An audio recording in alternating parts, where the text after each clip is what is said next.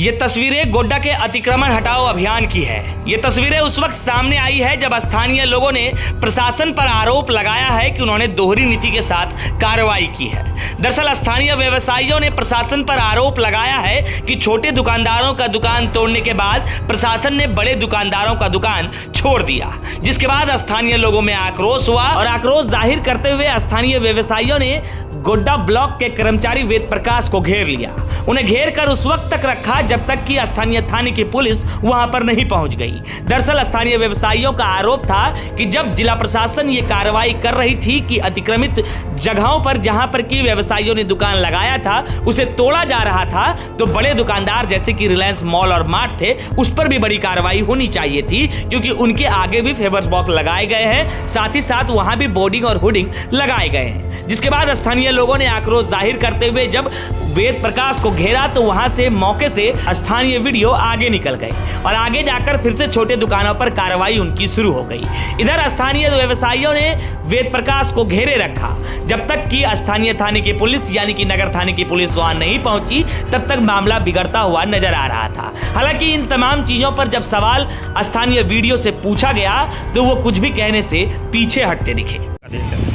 कुछ लीजिए, वीडियो बताएं क्यों विरोध कर रहे हैं। नहीं, चूंकि आप अधिकारी हैं सर, आप यहाँ पर ऑन ड्यूटी हैं, तो उनका कहना है कि सर ने दूसरे का नहीं तोड़ा, हमारा तोड़ दिया।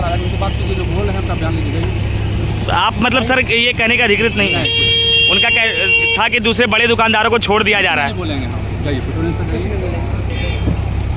जिनका बयान अभी आपने सुना ये थे गोड्डा प्रखंड के बीडीओ साहब। बीडीओ साहब के एक कर्मचारी को स्थानीय लोगों ने घेर लिया था और बीडीओ साहब मौके से दूर निकल गए थे और जब उनसे पूछा गया कि बड़े दुकानों पर कार्रवाई क्यों नहीं की जा रही थी तो उल्टे च्युइंगम चिबाते हुए ये कहते हुए नजर आए कि जिन्होंने काम रोका था उनसे जाकर पूछ लिया जाए। सवाल ये होता है कि जब कार्रवाई हो रही थी तो सभी के साथ एक तरह से क्यों नहीं हो रही, और अगर प्रशासन गलत नहीं थी तो बीडीओ साहब कुछ भी कहने से पीछे क्यों हट रहे थे। हालांकि जब स्थानीय पुलिस वहां पर आई तो एक बार फिर से बीडीओ साहब को बुलडोजर लेकर रिलायंस ट्रेंड के सामने आना पड़ा और फिर वहां पर भी कार्रवाई शुरू हुई। लेकिन सवाल एक बार तो फिर से वही कि आखिर ये कार्रवाई पहले क्यों नहीं हो रही, आखिर बीडीओ साहब माहौल बिगड़ने का इंतजार क्यों कर रहे थे। स्थानीय लोगों ने कई तरह के सवाल किए हैं। स्थानीय लोगों का यह भी सवाल था कि जब उनके जमीन को तोड़ा गया तो आखिर रिलायंस के सामने के जमीन को क्यों नहीं तोड़ा गया। हालांकि कुछ लोगों ने भीतर खाने ये भी बात की है कि रिलायंस के सामने के जमीन को इस वजह से नहीं तोड़ा गया क्योंकि वो जमीन के लेवल में था। लेकिन एक बार फिर से वही सवाल होता है कि उस जमीन को लेवल में कर वहां पार्किंग कौन कर रहा है, क्या वहां पार्किंग की व्यवस्था सरकारी है या फिर उस पार्किंग की व्यवस्था को आम लोगों के लिए किया गया है। आए दिन बात यह होती है कि जब उस जगह पर जाम की स्थिति बनती है तो मुख्य कारण होता है कि सड़कों पर अधिक से अधिक गाड़ी खड़ी होती है। बावजूद इसके प्रशासन ने एक बार फिर से उस जगह को, उस विवाद को वहीं पर छोड़ दिया और उनका बुलडोजर आगे निकल गया। हालांकि स्थानीय थाने को वहां पहुंचने के बाद थाना प्रभारी ने लोगों को तय संगत